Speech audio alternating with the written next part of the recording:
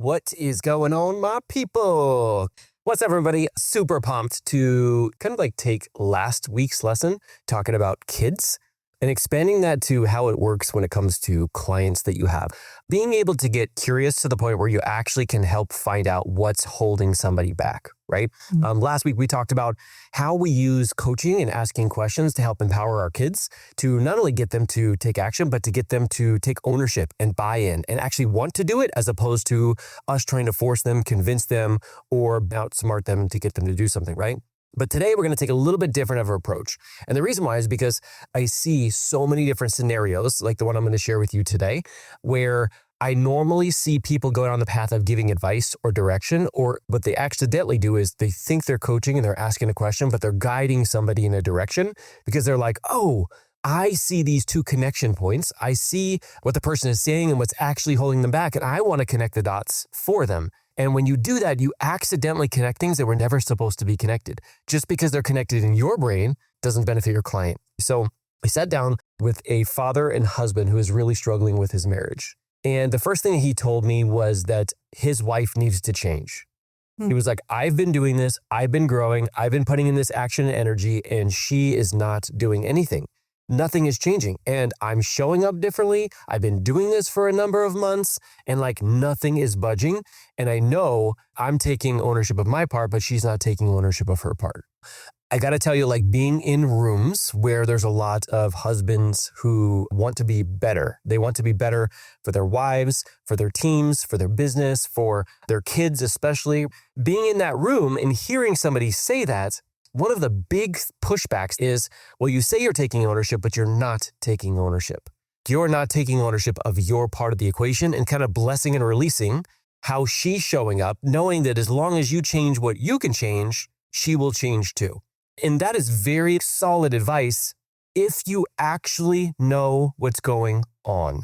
But when somebody shares, like this gentleman, when he shares that beginning stage of it, my brain does this thing that it never used to do. Before I actually was doing coaching, my brain wouldn't know to pick up on this and to go down the path of coaching. I would go into mentoring mode, right? But now, because I've done it so much, I have the identity of a coach. It's just naturally in me. By the way, it's not because I'm somebody special. It's because I've been working on coaching and leveling myself up for 13 years. Like there's never been a time where I haven't been a part of something, a program, have a mentor and things like that that helps me get better at coaching. But what it is instilled this identity in me. And I don't jump in and I don't like give direction then. I ask a few more questions. And what came out of this extra 3 or 4 questions changed the game forever for him. So welcome to Modern Leadership Coaching. I'm Mark. And I'm Teresa. And this is where we talk about what it actually takes to lead people well. So I know I kind of mentioned this last week. We talked about handing people answers, right? Giving them answers because we're like, my son, my daughter, my wife, they're bringing this to me, obviously, because they want me to help solve it. So let me give them the steps. And a lot of times, not only do they not buy into that, it creates disconnection. You don't realize it, but when you look at psychology of like, I'm coming to you with the answers, it's kind of like, well, you're not smart enough to actually find the answers yourself. There might be something wrong with you. And there's all these things that like the person doesn't realize that your brain could go down. But we all know that like, just like how we teach the growth model, everybody else has the growth model working inside of them too. They have their own psychology in terms of what they're making things mean. And sometimes we don't slow down enough to actually see that. And so I wanted to expand on that by talking about like how we do this for clients. And it was the perfect scenario because this guy, totally honest and vulnerable and transparent. By the way, we were on a group call. We weren't just on a one-on-one. We were on a group call and he wanted to get into like a conversation and get some coaching from me. And he was willing to do that, like in a group atmosphere, which to me just tells me something about who he is. He's like, I'm willing to like put it all out here and figure out what's going on. And one of the things that he said, and I love when guys say this. I love when anybody say this, by the way. They're like, I'm willing to get some hard coaching. Let me know what I don't see. And I love that. And I get that both from men and from women. But when they say that, I'm like, this person is serious. And by the way, I typically coach just the way that I coach. I don't usually like become like hard or not hard. I do feel like it's revealing though sometimes. And sometimes the revealing is a little bit difficult, but also like if you have something that you're stuck in, you probably want to know why you're stuck, right? So, all right. So I've been talking for 10 minutes after I just said before the show, I'm like, everybody has been messaging me, say they want more Teresa. And then I just talked for 10 minutes and you're just like, Yeah. Tell me more. Give me more. Wait, what are we talking about? Yeah, because exactly. So I want to pass it to you. So first off, what do you think of this topic? What's coming up for you before we get in? Well, I'm really curious now. Oh, because you left us on a cliffhanger. Yeah. And now, we want to know, like, what happened in that conversation? What did you eventually find? Okay. So like I said before, like he was very open to hearing some of the things that he was coming up with. And I think because he had been in an environment of coaching before, like he thought I was just going to quote unquote, like rip into him in that moment. And I chose not to. I chose to ask like the 2 or 3 extra questions that were like under the surface to really figure out like what was actually driving his behavior, like how he was showing up, but also what he was expecting from his wife. So one of the things that we teach, we have this process called the manual, right? It was actually taught to me when I was a coach, and we've kind of like have expanded a little bit to really get clear on relationships in particular, right? And the thing that we teach is there is a hidden manual that we have for the people in our lives that kind of like is a way of saying, if they follow this manual that we have that's hidden, that they don't know, then that means they love me, that I can feel good, that I can be happy. Mm-hmm. But if they don't follow this, that means there's something wrong with them, with me. They don't love me and all this kind of stuff, right? I know we joke around about this a lot, but like, I wrote about it in my book. I bring it up in all of our trainings about the whole idea of the dishwasher, right? When you get home and you've had a quote unquote hard day at work and you look at the dishwasher and you see if that light says that it's done or if like somebody has emptied it or if it's still sitting there with dirty dishes. And the craziest thing is before I got into this work, I would make that mean something about me, my potential, the kids, all this kind of stuff. And it was like, it has nothing to do with that at all. There were so many other things that were going on. And the dishwasher was not the center of my world, right? But it was funny because like my brain would just... That or the trash bins. The trash bins too, but you crushed the trash bins. When I would come, and what Teresa means is like when I would come, when I was working at LAPD still full time, and I would come home on Mondays. I would not consciously think about this, but as I was pulling around the corner, I'm like, are the trash bins in? Are they still out? And when they were in, I was like, this woman loves me. She took time out of her crazy day trying to juggle all these kids and all the kind of stuff that we have going on and work in our coaching business and all this kind of stuff. And she decided that she was still going to come outside and get the trash. It felt amazing. And when the trash cans were outside, I'm like, what do these kids not know how to put the trash cans inside? Like, how many times have I told? And it was just like this story that I would... What about when it was like really windy and you had to like go find our trash bins? Oh, that was super fun. That was super fun, especially because they don't have the numbers on that. And we live in like a little condo townhome community. And no, when we were living in the other house, when the cul-de-sac, when they would like, when it was super windy and they would just go everywhere. And then we were like, I don't know if this is our bin. Well, but mine was, ours was always the cleanest. And they may have changed a couple of times. So I'm like, which one of these is the cleanest? And that was the one that would be rolled to the side of our yard. But yes. So there was like all of these stories that I would tell myself that I didn't realize I was, which by the way, a lot of times when we say this out loud, I was actually talking about one of my one-on-one clients around this. A lot of times when we say it out loud, we're like, that is just dumb. Like, what? Why would I? This is just comical. And I reminded him, like, then we should probably say it out loud more often because it's like in the moment, it feels so real. It's like, what in the world, right? What is going on here? And just like how this guy is that I was talking to was, he was fully bought into his wife was like trying to do this to sabotage and all of this kind of stuff. And she was, so getting to your question is, I understand that there's a manual that's underneath the surface, and I want to get clear on like what his expectations are, but also what he's making things mean. And when I asked him some additional questions, here's kind of like what came up for him is he had a way that he expected his wife to kind of like mimic how he was showing up. But what he didn't realize is that what he wanted is he wanted his wife to be exactly like him, meaning he was getting praise, so he wanted praise. He was doing this, he wanted that from her. And it was kind of like this thing of like, he didn't want his wife to be herself anymore. Now, he didn't say that verbally, but when I communicated that to him, he was like, I didn't realize this. I'm literally trying to make her a carbon copy of me. And I want her to do the exact same things as me. And I'm like, okay, so let's actually talk about this. What would it be like if she was a carbon copy of you? And he was like, that would be terrible. This stuff would never get done. We would always be working 24/7. And he kind of like painted a picture of like what it would be like if he actually duplicated himself. And they were not like, I wouldn't say opposites because they say opposites attract, but just like different strengths, different weaknesses. Like, here's the thing too. This is a perspective and a story, but I love it. So I'm going to share it here. And that is like, when it comes to like a relationship, like the best thing that you can do in your marriage is be on the same team, because you have different strengths, you have different weaknesses. When you see that they have a weakness where you're strong, you're supposed to be like that. You're supposed to take care of that thing. That is for you, not for them. I have a lot of men in this space and women in this space, but for some reason, I noticed that the women don't say this as much as the men. I don't know why. But when I teach somebody how to coach and how to have a deeper understanding of what the other person is bringing them and how to get clear on helping other people, right? One of the things that I hear all the time is like, you know what? Why do I always have to be the person that brings things up? Why do I always have to be the person who starts that conversation? Why do I have to be the one who asks the questions? And I'm like, would you like the other person who doesn't understand how the brain works to do that? Because that is going to cause more drama than anything. It is your superpower. You're saying, man, I'm the best in the world at this, but I'd like my spouse to do it.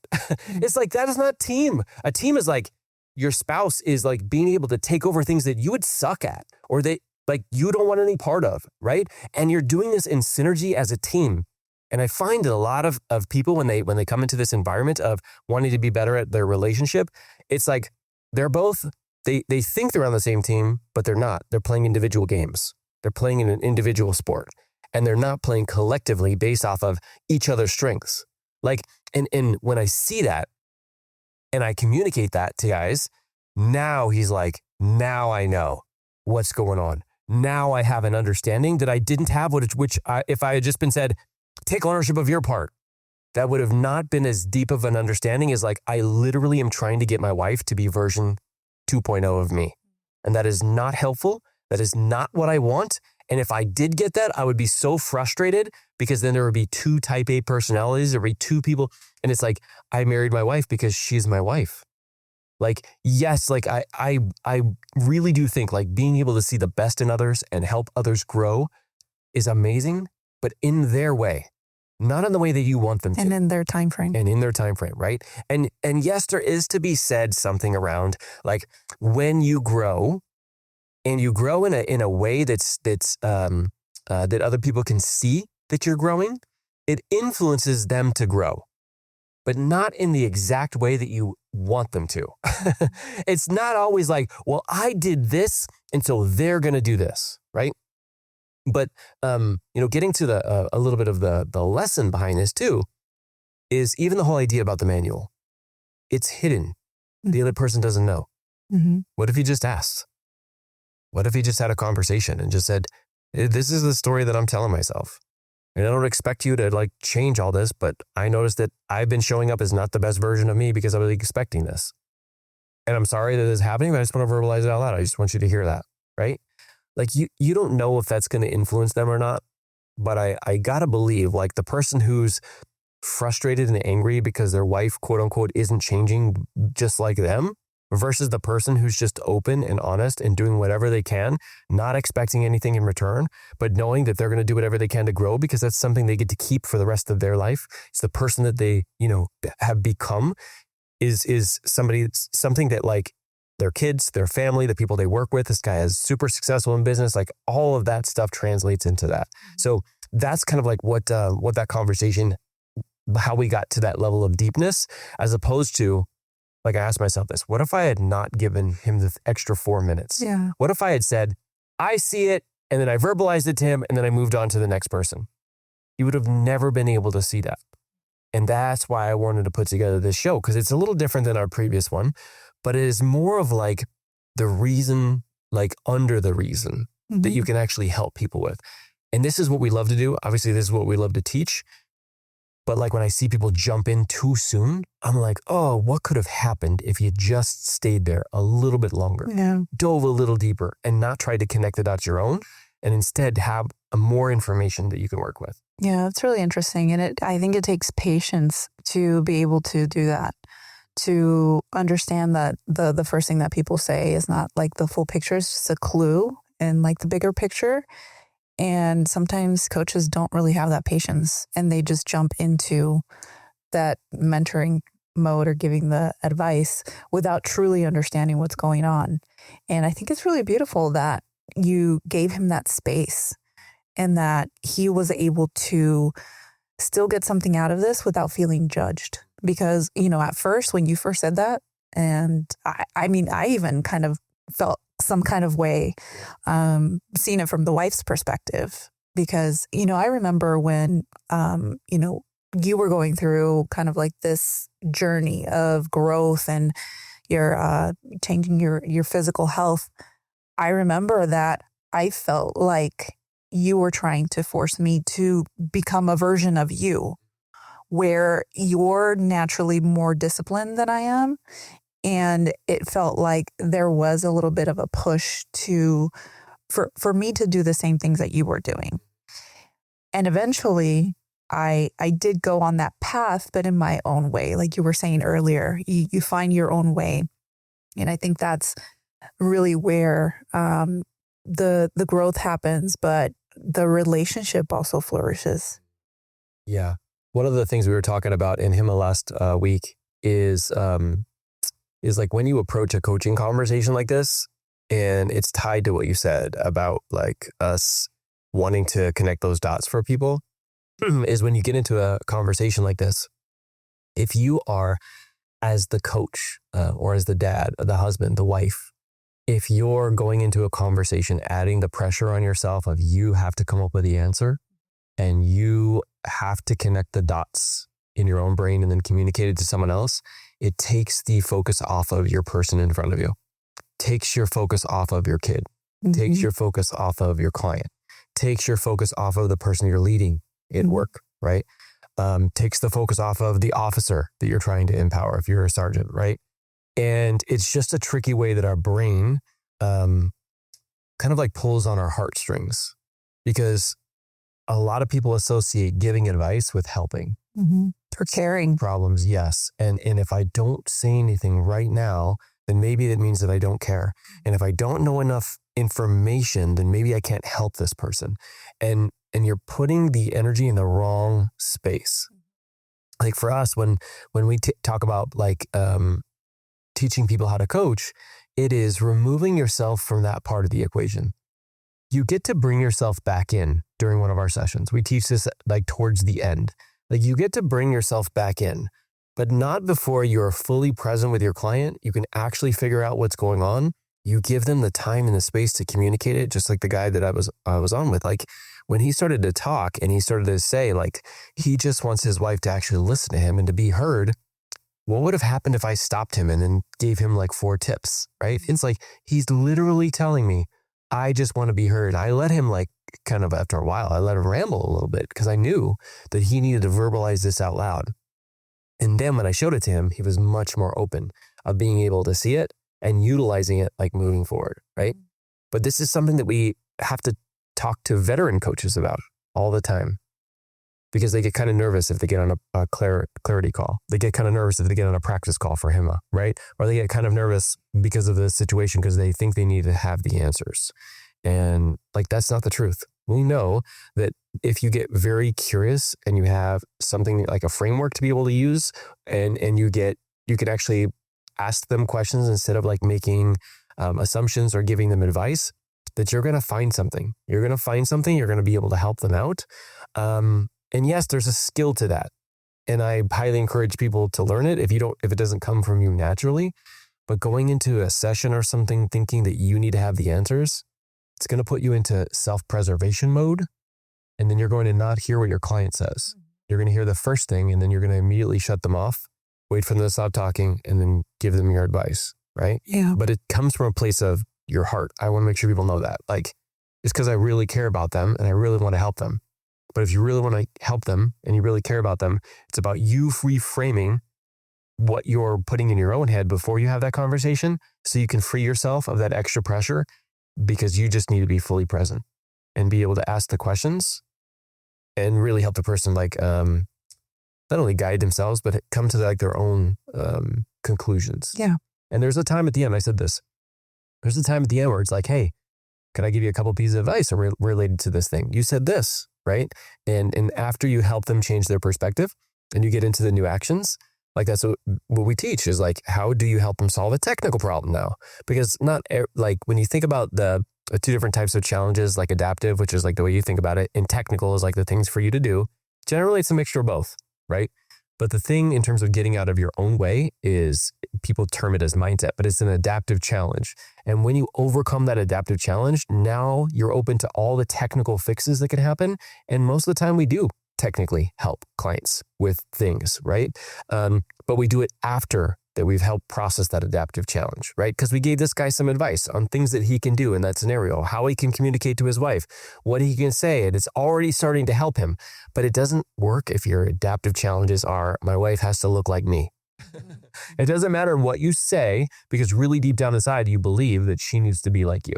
Mm-hmm. There you go. All right, so I have a question for you now, because I do want to hear you talk. It's amazing to hear you talk. All right, so here's like an important part that I want people to catch. And that is, well, yes, if I'd given the advice in the first 5 minutes, like I would have actually been solving the wrong problem for him. But why do you think that it happens so often? Why do you think that people jump into giving advice? I know I've given you my perspective, but I'm curious for you, like, why do you think it happens? And why do you think it even happens to people who really care? I think it's because people put a lot of pressure. Coaches put a lot of pressure on themselves. And you mentioned this, where they think that they're being more helpful if they jump into mentorship mode, because they assume that people are coming to them because they want the answers to their solutions. Now, technically, that person might feel that way consciously. But in reality, people just really want to be heard, and they want to work through kind of like all of the thoughts that they're having in their brain with somebody else that can see something differently, because they're not so emotionally attached to that situation. So I think that coaches will jump on the first thing that they catch, because I feel like we're also trained to kind of like pick up on some of these things, like phrases and words and things like that. And we're like, oh, we got it, right? And that's not necessarily being a coach. You're not a great coach because you can necessarily pick up on things. We talked about this on the weekend in one of our calls, on one of our HIMA calls, where you explained this really, really well. And I don't know if you remember the conversation, but I had mentioned something to someone where I had observed them coaching, and I said, well, you're really great at, picking up these patterns of behavior. And then from there, kind of going into technically mentoring, because they thought, okay, well, this is what you're doing. Let me give you some advice on how not to do that. Right. And I think that, I don't know if you remember that conversation and what came out of it, but I think that it is something where we feel like we do need to have something for someone at the first sign of what we think the problem is, where many times it's really giving people space and allowing them to continue to talk, because I think that sometimes people will eventually they'll hear themselves. I think that's a really valuable thing too, is to say things out loud, because a lot of the time we're just thinking of it in our heads, but then when we say it out loud, I've had so many coaching sessions where someone is talking to me, allowing that space, and then they're like, wait a minute. I realize what I'm doing, because they were allowed to actually say it out loud. And then I'm like, I didn't even have to do anything. I didn't have to say anything. I just had to kind of allow that space for them to speak freely and hear themselves back. Yeah. Yeah. I think one thing that I want to make sure that everybody grabs onto too is we talked a lot about coaching in this space, but this is anytime you're leading or anytime you're having a conversation with somebody where there's a quote unquote problem or something comes up where you want to be able to help them.